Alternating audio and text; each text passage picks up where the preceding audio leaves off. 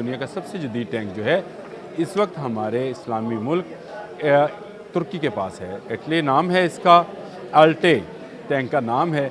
और ये टैंक जो है इस वक्त दुनिया का जदीद तरीन टैंक है। टैंक से आप अक्सर गोला बारूद निकलते हुए देखते हैं, लेकिन कभी आपने आग का गोला निकलता हुआ देखा है? ये टैंक जो है पाकिस्तान को इसकी टेक्नोलॉजी मिलने की धूम मची पड़ी है इस वक्त। क्या भारत, क्या अमेरिका, तमाम ममालिक की नज़रें इस पर है।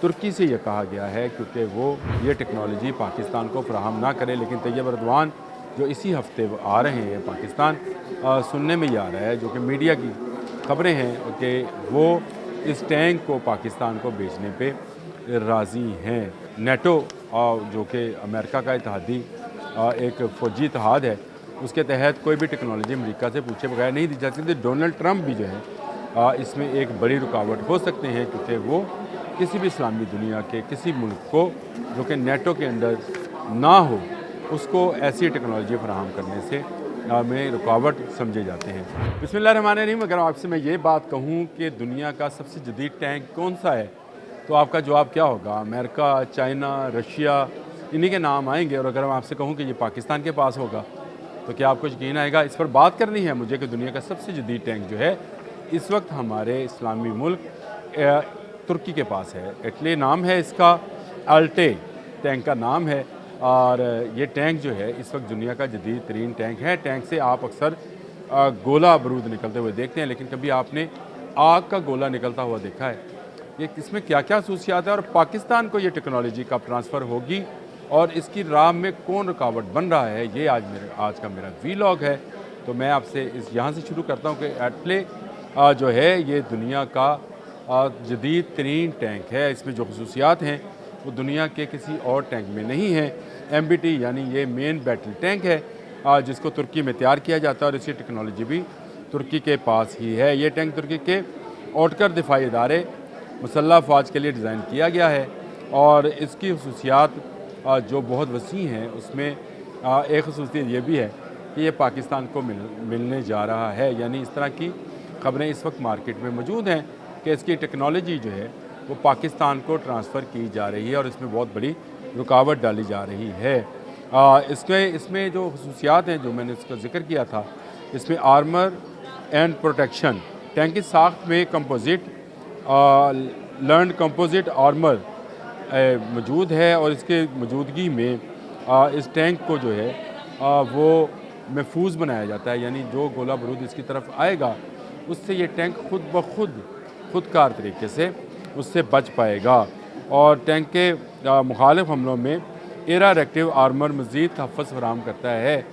ये भी एक किस्म की इसकी दिफाई शील्ड है जो इसमें शामिल है। इसके बाद APS टैंक में एक्टिव प्रोटेक्शन सिस्टम यानी ये APS जिसको बोलते हैं, ये भी मौजूद है, जो दुश्मन के मिसाइल और गाइडेड रॉकेटों को नाकाम बनाने की सलाहियत रखता है। अगर कोई मिसाइल और बम जो है, लेज़र गाइडेड बम जो है, इसकी तरफ आए तो उसको डिस्ट्रैक्ट करता है। यानी ये टैंक के अंदर ये मशीनरी मौजूद है। आग का निज़ाम, फायर पावर, ये मैंने आपको बताया था कि अगर आप गोला बारूद निकलता देखा है, आग के गोले निकलते देखे हैं, तो इसमें 120 मिलीमीटर जो है गन मौजूद है। और APFSDS जो कि ताकतवर गोला बारूद जैसे स्मूथ बोर गन और स्टेबलाइजड फिन डिस्ट्रीब्यूटिंग सबूत जो है ये फराहम करती है।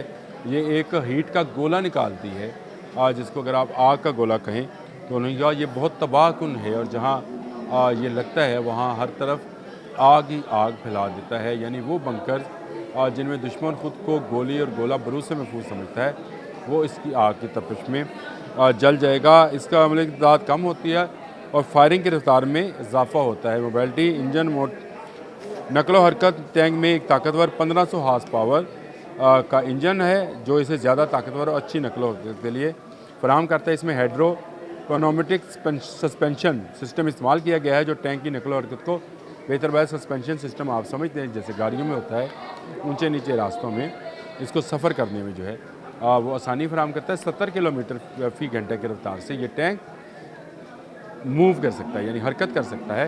ये बहुत टैंक के हवाले से अगर देखा जाए तो टैंक को हम आमतौर पर एक आर्मर्ड कार के साथ अगर इसका मुवाजना करें तो 40 से 45 किलोमीटर फ़ी घंटे की रफ्तार होती है।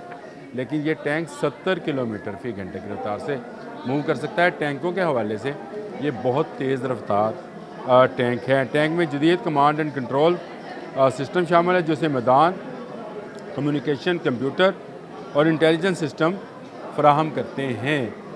ये एक ऐसा सिस्टम है जो इसको तमाम की तमाम चीज़ें इसके अंदर बैठे ऑपरेटर को स्क्रीन पर दिखा रहा होता है, जो कि बहुत दूर हैं। लेज़र की तरह से ये ऑपरेट किया जाता है। मैंने बता दिया कि तीन लोगों पर मुश्तमल ये होता है। टैंक कमांडर, एक गनर और एक ड्राइवर। इस हमले की सहूलत के लिए आर्गोमोनिक डिज़ाइन किया गया ताकि वो तवील अरसे तक टैंक में काम करने के काबिल रहें, यानी उनको नुकसान ना पहुँचे और वो अंदर रहें।